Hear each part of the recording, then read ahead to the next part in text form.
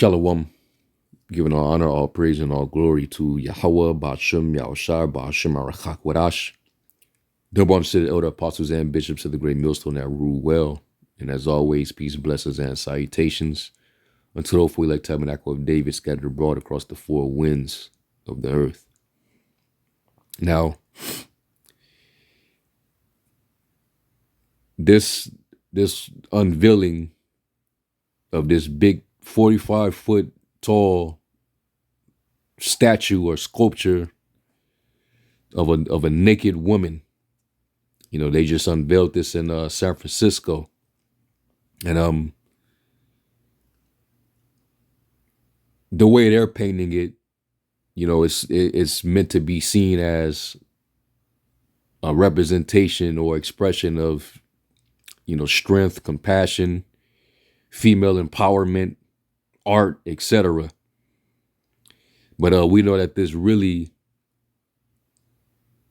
in the spirit, this is really more of a symbol of rebellion. All right, to be shameless, to be in that rebellious energy.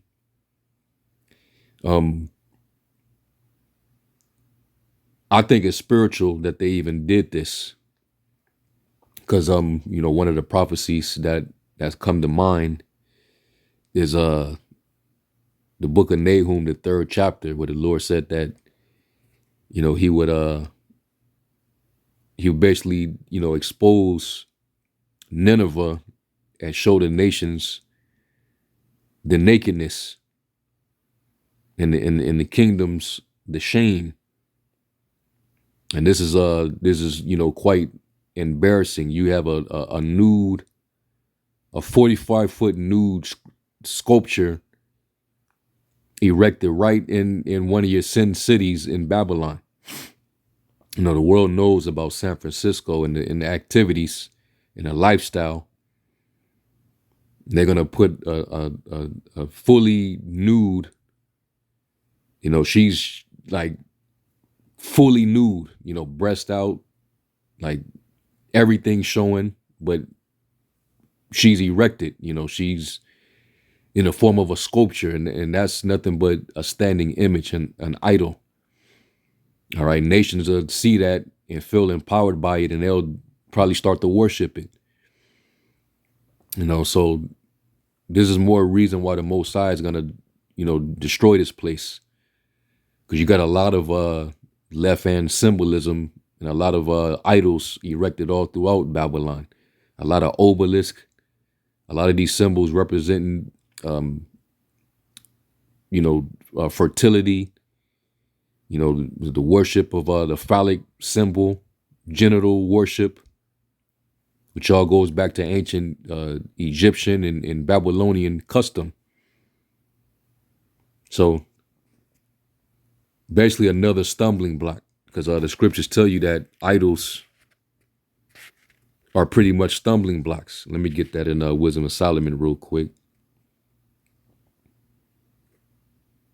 There's Wisdom of Solomon 14, and I'm going to start at the 8th verse. It says, "But that which is made with hands is cursed, as well it as he that made it, he because he made it, and it because being corruptible it was called God."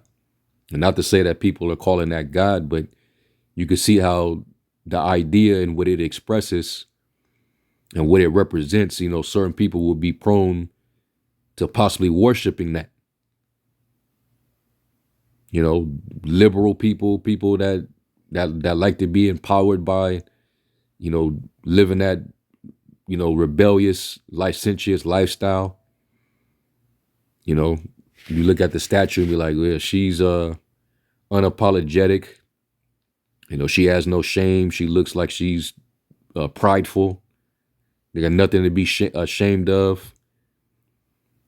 And we know in places like San Fran and Seattle, it'd be a lot of nudity. When they have their little parades, people walk around basically fully nude. A bunch of lewdness, man. Nobody's modest. Nobody's decent. They don't care if there's children around. because this is a mad world we live in, especially Babylon, the West. They're filled with that wine, that Babylonian wine, drunken. So going back, it says, "For the ungodly and his ungodliness are both alike hateful unto the Most High." All right, and this kind of shit right here, the Most High hates. Okay, the unveiling of a 45-foot tall naked woman, and they call it the R evolution, which is a play on revolution. All right, basically to symbolize rebellion. All right, this is extreme rebellion in the form of idolatry. Okay, but they're trying to mask it off as just art. You know, but that should be considered offensive. Especially if you have children. You think this is appropriate for children to see? But no, in this world, they'll take children on a field trip to see stuff like this and teach them that it's appropriate, it's okay. So this society is continuing to circle the drain, man.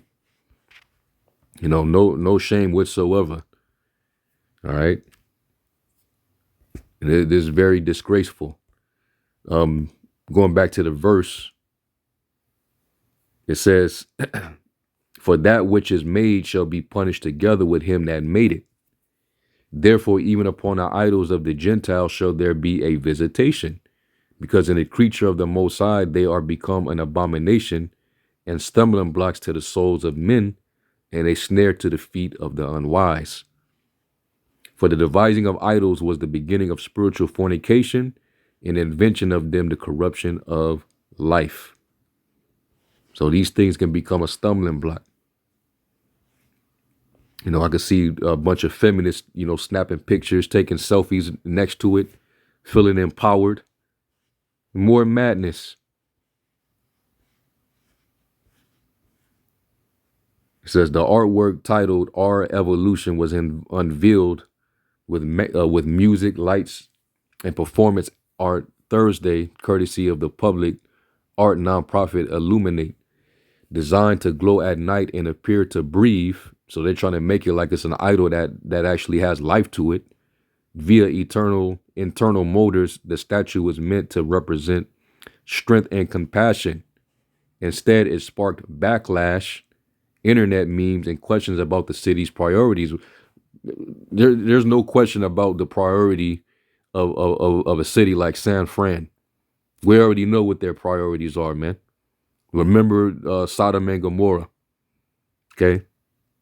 One of the things that the Lord actually talked about, the characteristics of what you would find in societies like Sodom and Gomorrah. All right, but before I even get that, I want to bring this out. It's Jeremiah 10 and 14, and it says, "Every man is brutish in his knowledge. Every founder is confounded by the graven image, for his molten image is falsehood, and there is no breath in them." All right. But you see right here, they want to make this sculpture appear like it's breathing using these motors, trying to, make it look like it's alive. It says, "They are vanity in the work of errors. In the time of their visitation, they shall perish." And basically, when Babylon gets wiped out, this is going to go right along with it, along with all the other erected standing images, here in Babylon, which they all represent, Satanism, idolatrous practice, witchcraft. All right. So let me get that in Ezekiel. Ezekiel 16 and was it 49? Yep. Ezekiel 16 and 49, and it says, "Behold, this was the iniquity of thy sister Sodom. And this is a cuss out to the nation of Israel, because they had shameless behavior when they were out there worshiping idols and turned their back to the Heavenly Father, basically playing the whore, being a harlot, committing spiritual fornication with the gods of these other nations.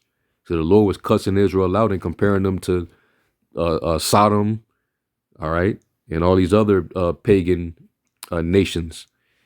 Ezekiel 16:49, it says, behold, this was the iniquity of thy sister Sodom, pride, fullness of bread, and abundance of idleness was in her, and in her daughters, neither did she strengthen the hand of the poor and needy.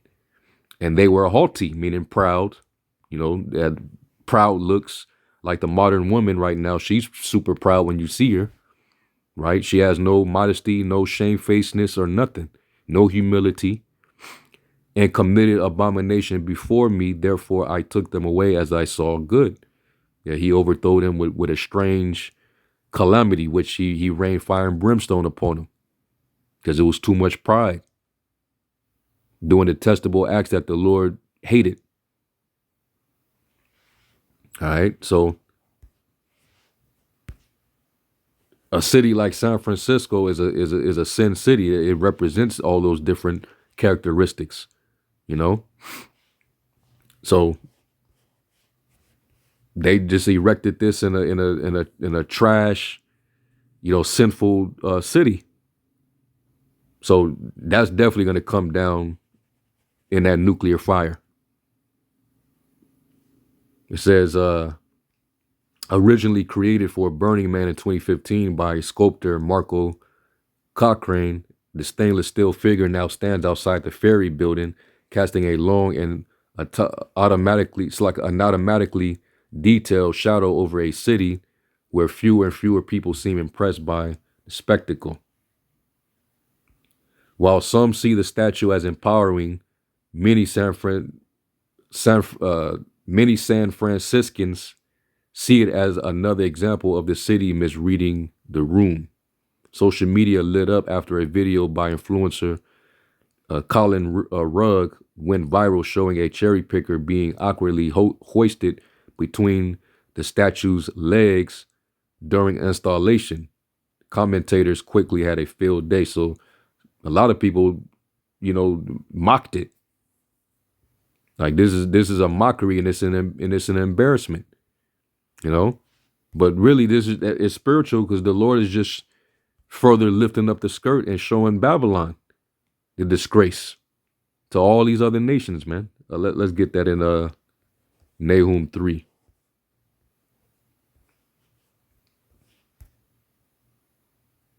There's Nahum 3 in verse 4. It says, because of the multitude of the whoredoms of the well-favored harlot, the mistress of witchcrafts, that sell of nations through her whoredoms and families through her witchcrafts. All right.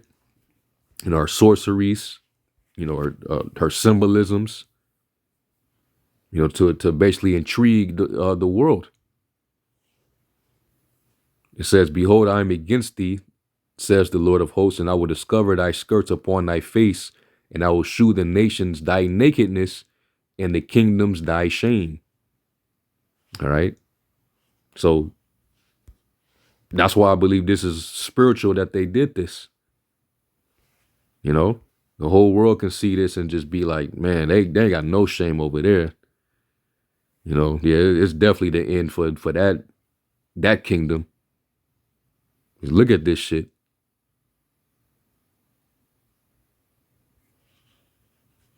So that's what the Lord is doing in his spirit. It says, I will cast abominable filth upon thee and make thee vile and will set thee as a gazing stock. Basically something that you just look at and discuss. You look at it and you just disgusted, you appalled, you're embarrassed. Look at that word, gazing stock. And that's how they're looking at that statue. It says looking, appearance, seeing, a sight, a spectacle, from the word ra'ayah. All right. Concretely a spectacle. And that's basically what it is.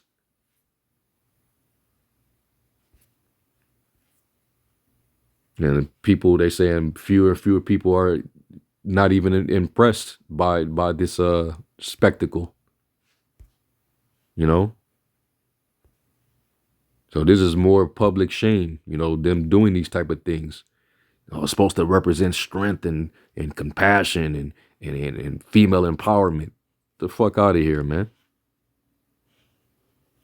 Rebellion is as a sin of witchcraft, and that's basically what this represents.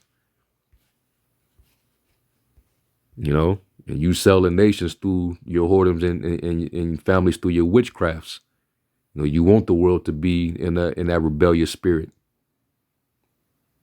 But you're gonna go down. You're gonna fall. You're gonna fall hard. And the world's gonna get to see you fall. All right. And the Most High, it's gonna definitely be a visitation upon your idols and your standing images. This is Micah 5. And I'm gonna start at the 12th verse. I start at 11. It says, Micah 5:11, it says, and I will cut off the cities of thy land and throw down all thy strongholds. And I will cut off witchcrafts out of thine hand, and thou shalt have no more soothsayers. Thy graven images also will I cut off, and thy standing images out of the midst of thee. And you got a 45-foot standing image right here. There's nude sculpture. The R evolution. It was clearly a sodomite that probably came up with this idea, either a feminist or a sodomite. You made that in vain. It says, thy graven images also will I cut off, and thy standing images out of the midst of thee, and thou shalt no more worship the work of thine hands. And I will pluck up thy groves out of the midst of thee, so will I destroy thy cities. And I will execute vengeance in anger and fury upon the heathen, such as they have not heard. And the Lord's going to come back and execute vengeance. He said, vengeance is mine. That day burns in his heart. He can't wait to get back. So, yeah, man, this is out of control. But it expresses the fashion and the attitude of Babylon, shamelessness. I sit a queen, I'm no widow. Careless, dwelling in pleasure. Read Isaiah 47. But the Lord said he's going to make bare the leg, uncover the thigh. He's going to discover your shame. And he said he would not meet you as a man. So that's spiritually what I take from this. The Most High is going to open you up and expose you. Okay. Isaiah 47 and 1, it says, come down and sit in the dust, O virgin daughter of Babylon. Sit on the ground, there is no throne, O daughter of the Chaldeans. For thou shalt no more be called tender and delicate. And his place is on the verge of a hard fall. It's falling now. The advice that Trump is being given from his overlords to dismantle and destroy this society from within. Yeah, it's you're not gonna have a throne soon. These other nations, they're coming together, as a countermeasure against you. This trade war that you then started, it's gonna backfire, man. You got a lot of negative economic implications for what they trying to do. It says, take the millstones and grind meal, uncover thy lock, make bare the leg, uncover the thigh, pass over the rivers. Thy nakedness shall be uncovered, yea, thy shame shall be seen. I will take vengeance, and I will not meet thee as a man. All right, and I'm gonna end it right there, man. Yeah, this is nasty work. It's nasty work, man. So anyway, with that, I'm going to give all honor, all praise, glory, and honor to Yahweh Shem Shai. And to the next lesson, Shalom.